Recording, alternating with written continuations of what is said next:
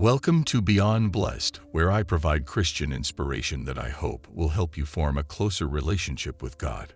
If you find this video to be of value, please be sure to like and subscribe as it helps this channel grow and reach more Christians. Even though God tells us not to be afraid, the reality is that fear permeates every aspect of our life more than anything else. Fear is a big part of who we are.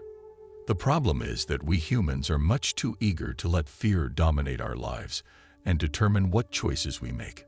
A lot of the time, we find ourselves living in a state of permanent terror, also known as a state of persistent fear, an ongoing fear, or an endless fear. Every moment of the day and every hour of the night, we are filled with terror. Fear is ingrained in the human psyche. Fear was one of the consequences of sin. Fear did not exist in human consciousness before Adam sinned. Yet the minute Adam sinned, fear entered his life, as well as the lives of every generation to follow. In today's world, it seems like there are more and more reasons to be afraid.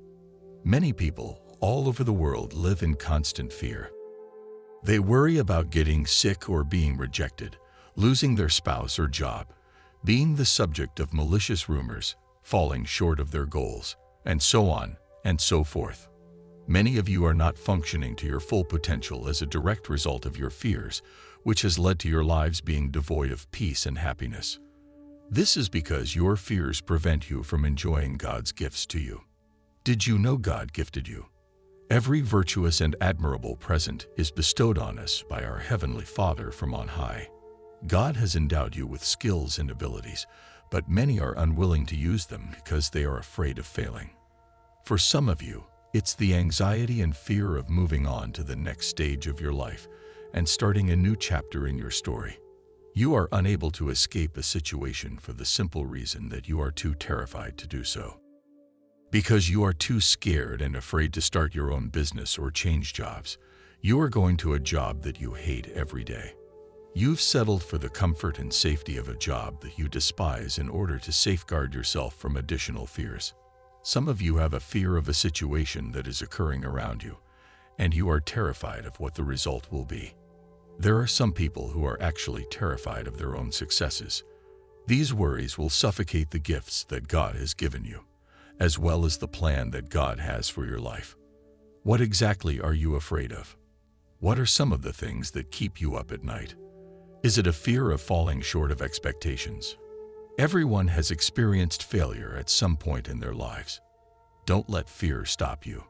The Bible tells us God has not given us the spirit of fear, but rather the spirit of power, love, and of a sound mind. The emotion of fear is a potent force. Fear has the ability to make somebody completely helpless. Fear will prevent you from seeing how much love God has for you. You will be unable to move forward along the path that God has planned for you if you allow fear to hold you back. In the Bible, whenever an angel made a revelation to a human being, the angel would always begin the conversation by assuring the person not to be afraid. This shows how powerfully fear permeates human nature. I would like to read Psalm 27 verse 1 to you right now. When someone or something tries to make me feel afraid, I read this passage. The Lord is my light and my salvation. Whom shall I fear? The Lord is the strength of my life. Of whom shall I be afraid? Because the Lord is both my light and my salvation, I have absolutely nothing to be afraid of. I am not afraid of anything, not death, not men, and certainly not situations. I have no fear because God is with me. I'm not trying to show off how big, bad, or strong I am, and this has nothing to do with my strength at all. The combination of your strength and mine is about as useful as an umbrella during a tornado.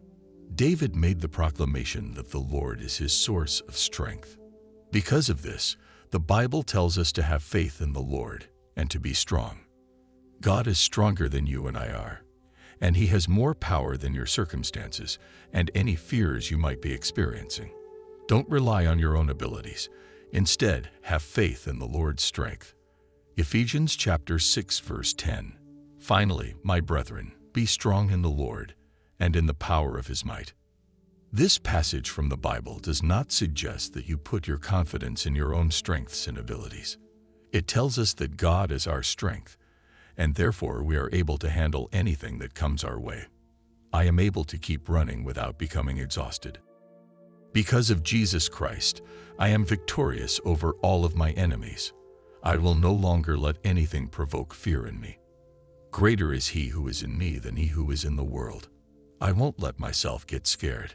I am not going to be frightened because I have faith in God. Call up to Him and ask Him to fight for and alongside you. Put on the armor of faith and do not be afraid of the evil one, of dying or of being ill. Brothers and sisters, put your trust in the Lord and do not be afraid, for He is your strength. No matter what you may have done in the past, God has a plan for you that is to bless you and not to harm you, as well as to give you a future and hope. God is within us. You have nothing to worry about because the God living inside of you is stronger than the evil that exists in the world. This means that regardless of the difficulties you might be facing, God who dwells inside of you is more powerful than your fears. He is more powerful than any diagnosis that a doctor could give. Even in situations where it seems as though there is no way out, God will always make a way. God is in this place. Today, someone needs to listen to these words because they are struggling through the darkness of defeat, illness, and death, but they must never lose sight of the fact that God is with them. You have to choose to overcome your fears. You are the one who needs to make a decision. I won't be afraid of anything. This does not imply that you are immune to fear. However, whenever you feel it beginning to creep up on you, stand up and shout, "Not today, devil. I will not be frightened by any evil. I give you my word that if you put yourself in the middle of the chaos and speak directly to that fear, it will flee." Because of your fear, many of you are not living the life that God has planned for you to live. Fearlessly live your life as you go about your daily business. Don't let the challenges that life throws at you keep you from living your best life. Because your strength comes from God, you should not be concerned about what lies ahead. Put an end to letting your fears control how you behave and the decisions you make. How can you be strong in the Lord? You may be asking yourself. Reading the Bible is one thing that you need to do. Let the Bible be the nourishment of your faith. Your faith in the Lord will increase as you start reading the Bible because you'll get to know Him better. You will start to understand who God is. You'll start to understand what He represents. He's the God who never fails, the God who never forsakes you, and the God who won't disappoint you. You'll soon realize that God is the one who loves you more than any other. You'll realize that He is the one who gave His Son's life in order to prove His love for you. What else is there to be afraid of if you know that there is a God who loves you and is watching over you? Today I challenge each of you to give your fear a rest. Lay it at the feet of the Lord and watch Him handle it for you. When you allow God to fight your battles for you, you cannot lose. Until next time, stay blessed.